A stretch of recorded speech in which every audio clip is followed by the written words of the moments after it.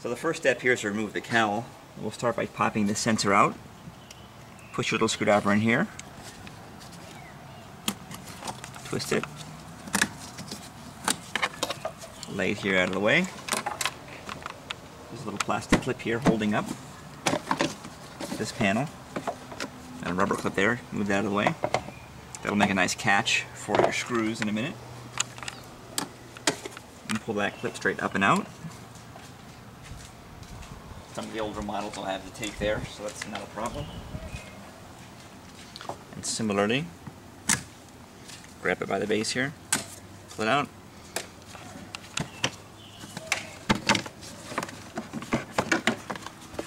Pop that out and slide that forward.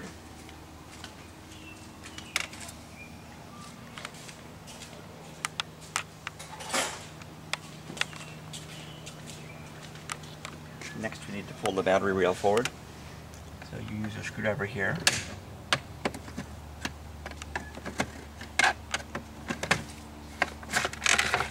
And you use the same screwdriver to unlock these clips.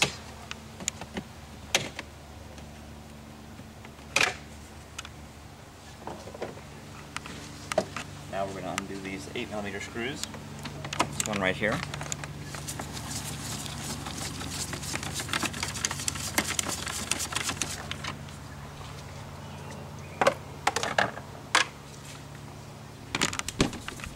Normally there would be 6 total holding on the HVAC filter. Some older cars may be missing a couple of them, have a tendency to get lost. So just take out any ones that you can see. This particular car is missing one there.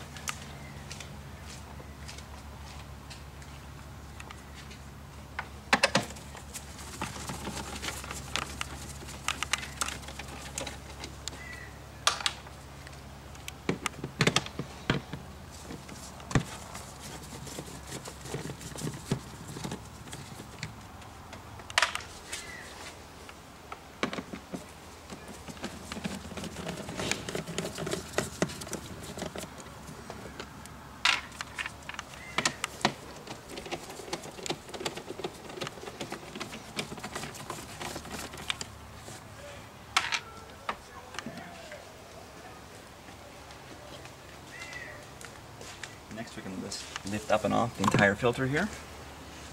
Put it on the ground. Out of the way. Our trays out of the way here. We don't drop those in the engine bay.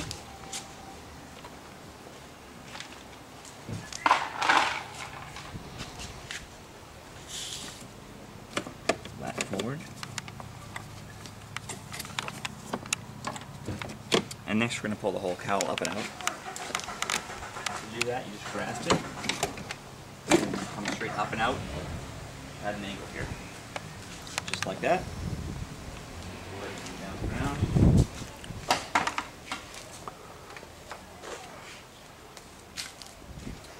That allows us to expose the ECU here.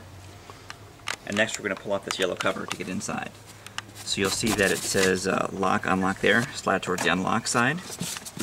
Similar to here. And pull that rubber out of the way. And there's little clips here on either side that you push out. Then allow the cover to come off. You can just throw that up on your engine bay.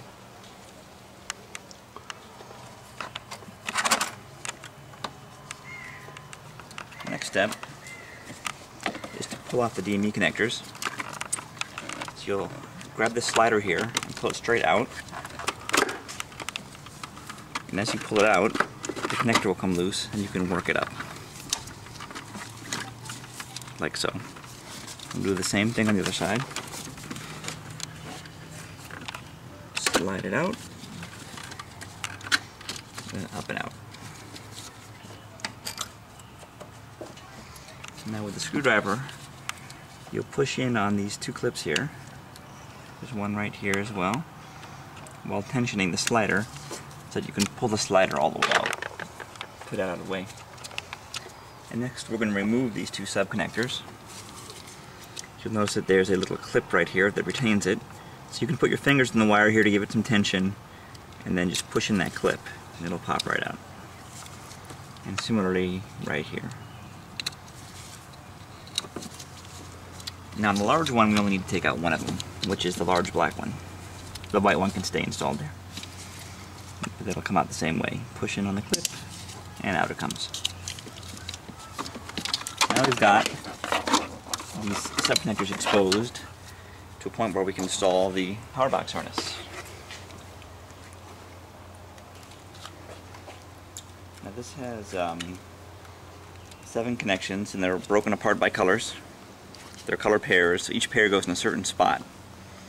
What we're going to do is extract the wire from the original harness, insert our matching plug-and-play connector into the harness, and then plug the original back into our matching male. Then we'll fold a piece of tape over it to secure it. So we can start here with the gray step connector, and you can refer to the PDF guide for which wire goes where, in case you miss it here.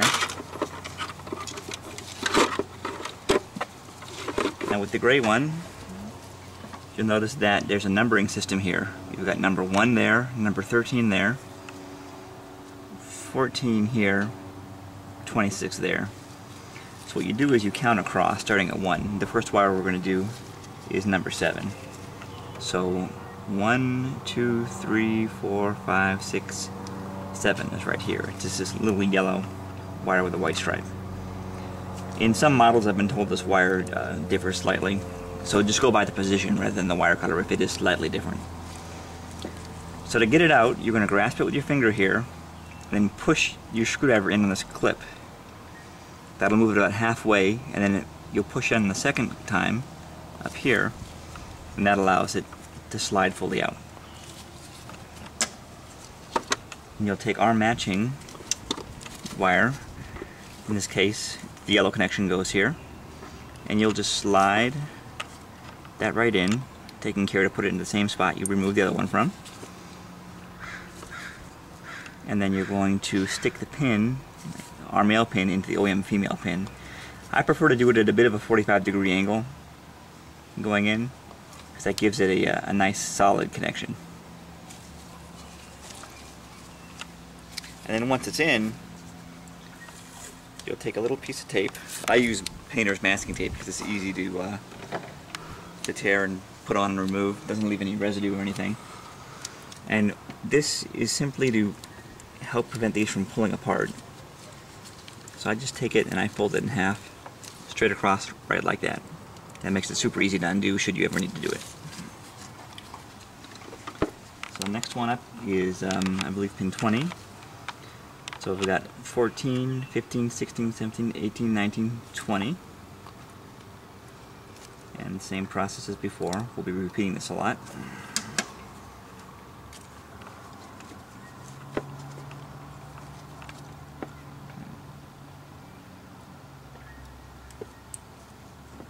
Gray wire inserts in there.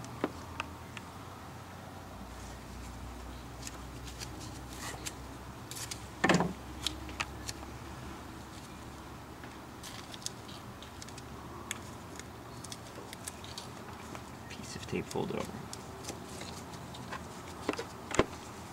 Up next is the small black one. And on there we'll be installing these orange and blue wires. Grab that part of the harness.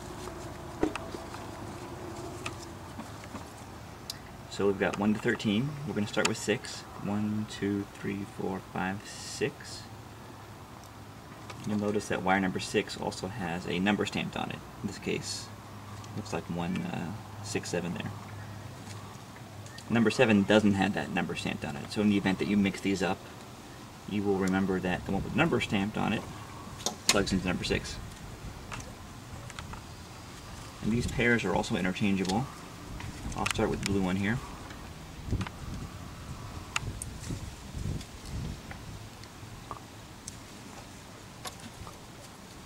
Next we'll grab number 7. Try and coax it out of the harness here.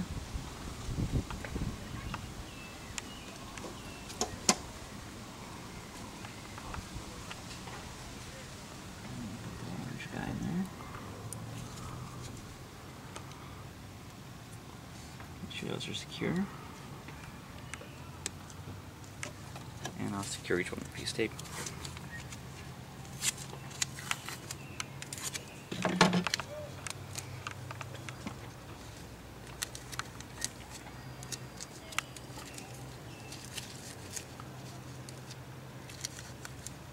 You can also use shrink wrap too if you want a little more permanent install.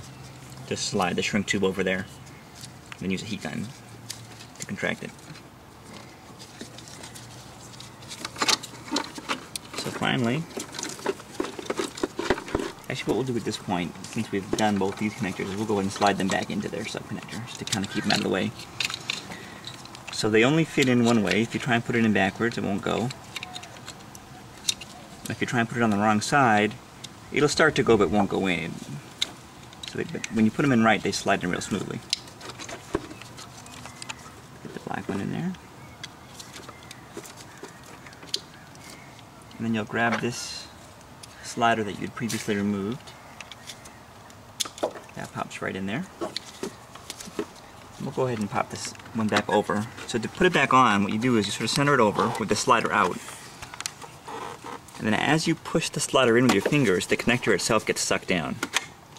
You'll notice that that's now installed on one side. And we'll tuck these wires out of the way before we put the cover back on to keep them from blocking anything. So up next here, we're going to start with 29.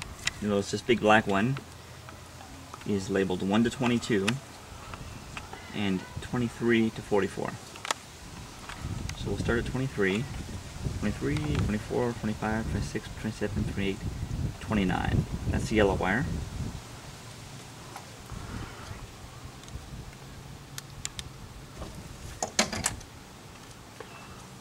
Tug that out, and the white one goes there.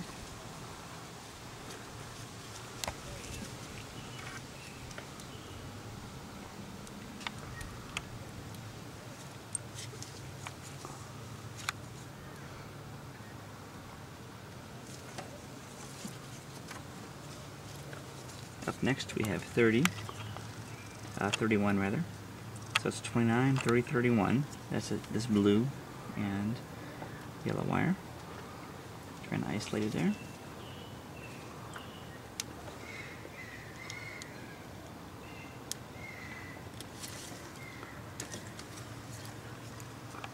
And that's the red connection.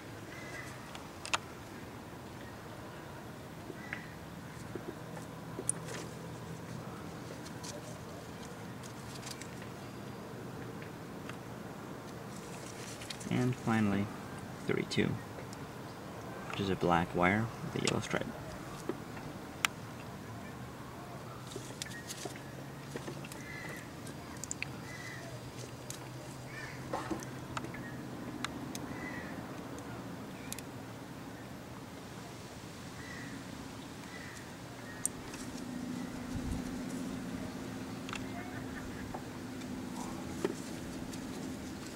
We'll get those 3 pairs there. And now we'll repeat this process of folding tape in half.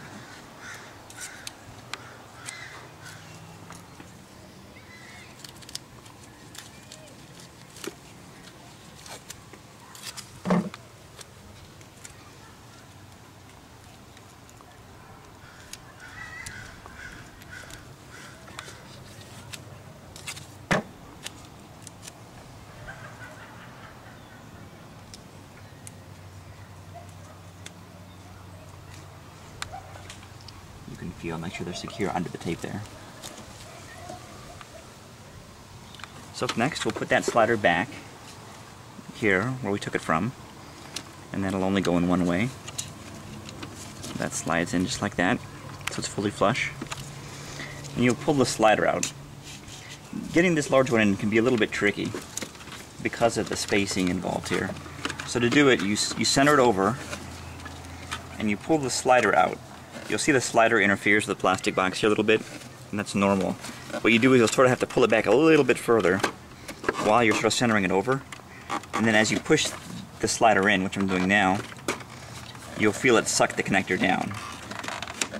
Then it'll lock into place. And they should be the same height. You should not be able to remove it, without pulling the slider back out. So up next, if you haven't controlled your power box harness to the power box, make sure you do. I did that before we started. And then we just want to slide that into the tray here. I slide it all the way down to the bottom. That'll keep that out of harm's way. And up next we want to sort of fold these wires over a little bit. I like to tuck them underneath here just to keep them from hitting the cover when you put it back on.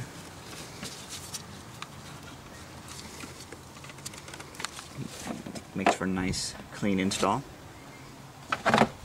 Next step is to put the yellow cover back on. You could clean it if you wanted. I pull these sliders out by pushing them in to start, so that when you do get it in, it's a little easier. You sort of have to maneuver it under the strut bar, which is a bit of a hassle, but fairly easy. And then you'll make sure it's centered. Then lock that side first, right and left. And then you can push these clips down.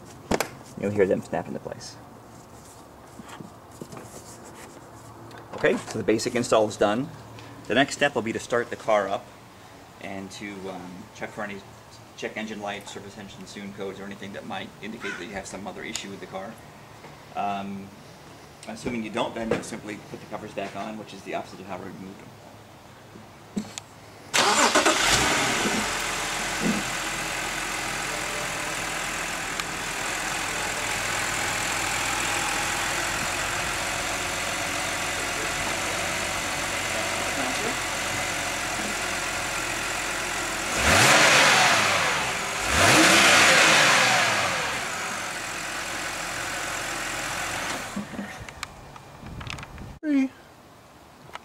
Okay, now that we're ready to put it back together, the first thing that goes in is the cowl here. So we'll go ahead and pick it up. And this will go in at an angle, down at a 45-degree angle, and then snap into place. So you lean over the front here, and you'll notice that there's a white paint mark up there. That should line up.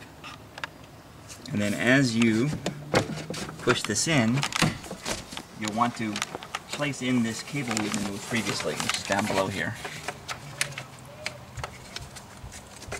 That sort of snaps into place.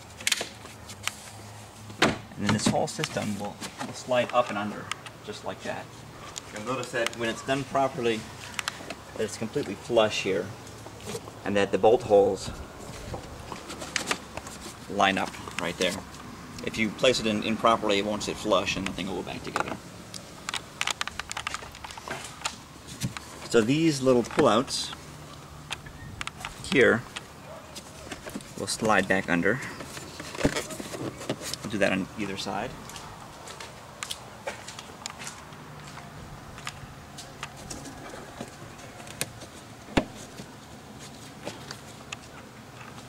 And next we'll start with the two machine screws. In our screw bucket here. These are the two machine screws that go in the ends. I'll screw one into there. I'll tighten that in a second. Then one more goes right in this end. Grab our 8mm socket. Tighten those snug.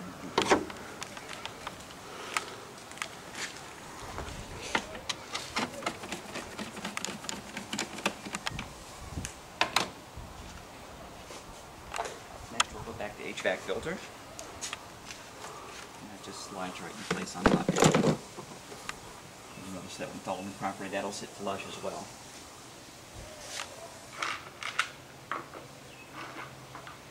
You can note that the screws that hold that in are plastic connector screws. They have a wider pitch thread. And similarly, as to the cowl, just thread these in and tighten them down.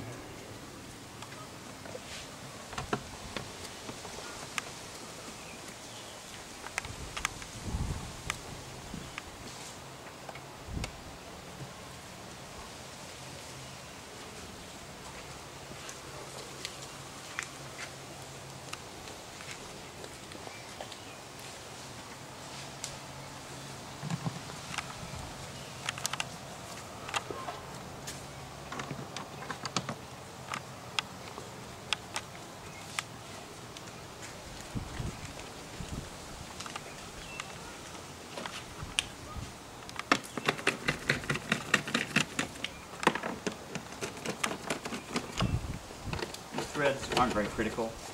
If one happens to get stripped or you lose a bolt or anything like that, I wouldn't worry about it too much.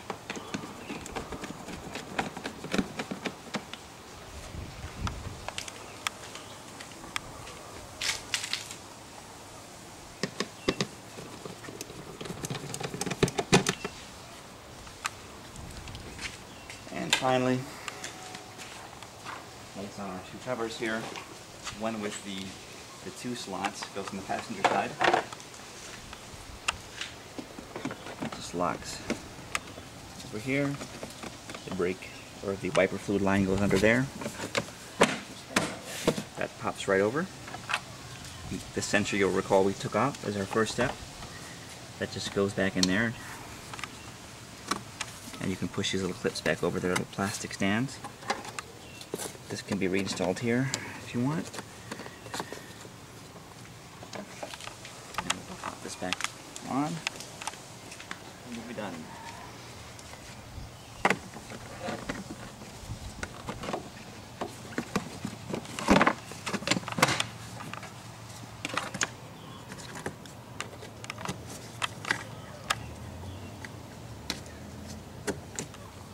Alright, the power box installation procedure is complete.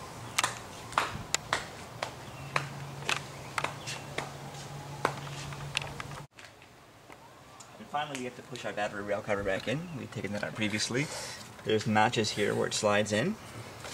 You'll just lift that up, slide it into place, and there you go. Installation is complete.